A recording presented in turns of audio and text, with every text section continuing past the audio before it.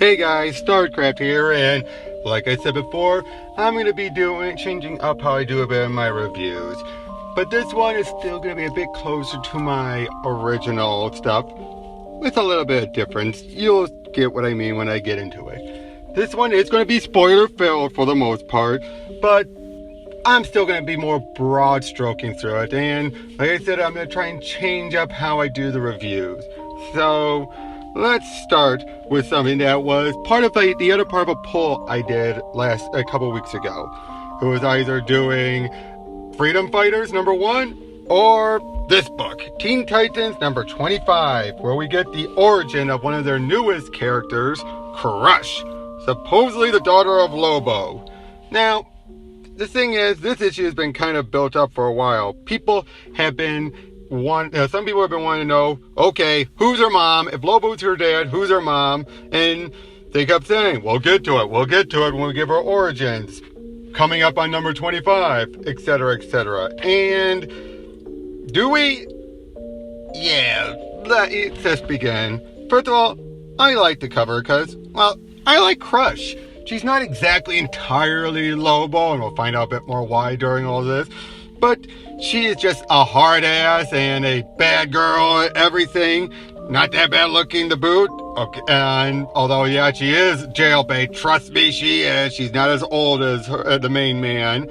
But still, I like this. Just try it, punks. I dare you. Try what? Tap that ass? Well, yeah, I don't even want to try it with her. Anyway, everything opens up where we see a Crush and another new Teen Titan, Jin. And Jin and Crush both have these mysterious origins. Jin claims to be very ancient and very powerful. We know that she is very powerful, take and believe that. But as far as her ancient side and everything, that's still up in the air. And even Crush is saying, yeah, prove it, as time goes on. Anyway, they enter this facility and we find out it's where a lot of the Batmobile extra and vehicles are kept. She's here basically to take one of Rob and Damien's bikes. Damien needing a bike. Interesting. I'm so used to the other Robbers doing it. And Damien on a motorcycle, I'm finding it a little hard to see given his stature. Although given how he's been aged up by the time of this run, who knows? And they head off. I gotta say, the artwork by Robson Roca is interesting. It gets the job done, but it really works for someone like Crush. Anyway, we see them riding off while Kid Flash is talking to Red Arrow and basically, in a way, covering for them and saying having fun. Kid Flash, and this is the other Wally Kid Flash, I've been thinking he's been a bit inconsistent as far as writers have been handling him lately, although Teen Titans have been trying to rectify that a bit. And the fact that he lets them go shows that he's like, yep, hey, have good fun, girls. We then follow the journey all the way to a rest stop where they show up, enter in, and the waitress is completely fine with them. Even Crush is a little put off at first by all this. No one's batting an eye. Until they look in the reflection, we find out that Jin changed their appearances based off of the Kardashians, which Crush finds even worse. She basically orders them and tells Jin to lose it now, which she does. Basically, and Crush making it clear, yeah, I don't want, and we don't need to hide who we are at all. I'm used to it. Again, I kind of like all this and going on with Crush. Again, make it clear she's not willing to hide what she is. She doesn't care. She doesn't want, and she gets why Jin did it. But at the same time, it's like, yeah, I wish you hadn't. We then basically find out about her parents, her Earth parents anyway.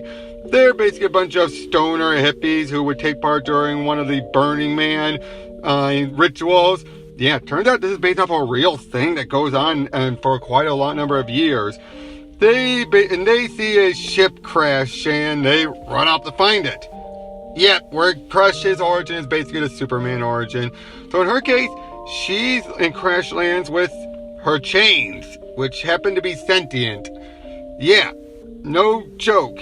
and her and the two people who would be her parents find her, and the chains actually we find out are protecting her, and they trust them. The chains trust them. Okay, and they take off. Okay, they're ripping off but in a twisted way, the Superman origin, but I'm not quick to jump into everything, so let's see how this goes still. We then cut back to the diner where, yep, the waitress sure enough sees them and realizes, wait, you're not the people I sat. Crush takes the hint and storms off with Jin, destroying the door, of which Jin completely fixed. And they decide to get something to eat by going to an apple tree. Okay, kind of different. But we then get more of her backstory as we see, okay, Crush looks adorable in a little princess dress. It sounds like something that her petty stoner parents of hers would do. And turns out her chain is named Obelisk.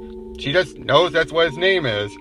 And when she finally asks, why don't I look like you? They reveal you're special.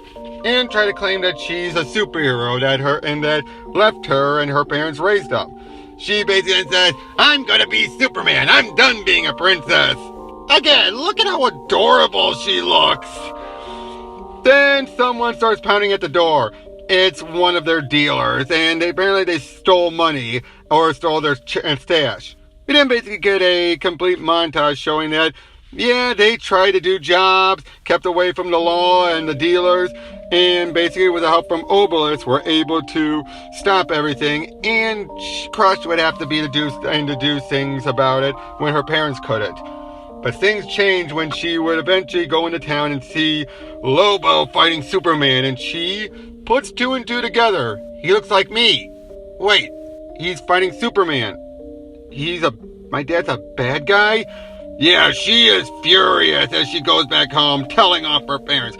Again, yes, it started off like a Superman spoof and ripoff, but as it's gotten to this point, it has shown us that it is more than that. She was raised to believe one thing. Her parents tried their hardest what they could do despite their flaws, and they have a lot of flaws, but they still loved her. But she's now questioning all of that.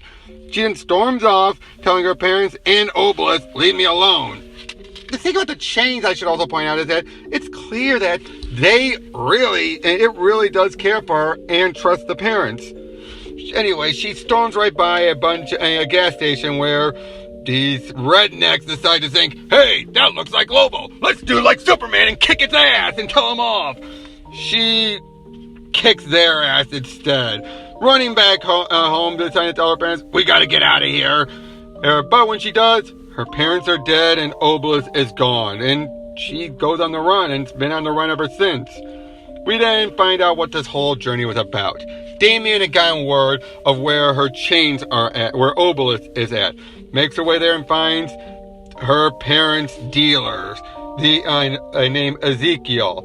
Turns out he was the one they were running from that one day when they told her she was a superhero's child.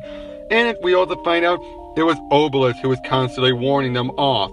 Until the day she stormed off, in which case he arose and arrived and telling them, give me her, I'll wipe the debt, no problem, and nothing. But they loved her. They were ready to fight her and get Obelisk, but he shoots them before they can release the chains, taking it and bending and breaking Obelisk's will. And Crush fights them off. And they get into a struggle which is pretty short actually, because Crush basically convinces Obelisk, hey, you're with me, hey, you're mine, and I love you. And Obelisk comes to his senses, they stop him, and the usual thing you would expect. Jin says, you're not like your father, don't kill him. She doesn't. And basically it starts to wrap up as Crush thanks Jin for everything. And yeah, she now has Obelisk back. She and Jin seem to be better friends, and we at least now know a bit about her backstory as they head off. Now there is a backup story in which we find out what happened with the character of Roundhouse. Yeah, there's a bunch of new Titans that were introduced during this, and the story is pretty good for a short story, and actually ends on a bit of a somber note, but you should check it out for yourself.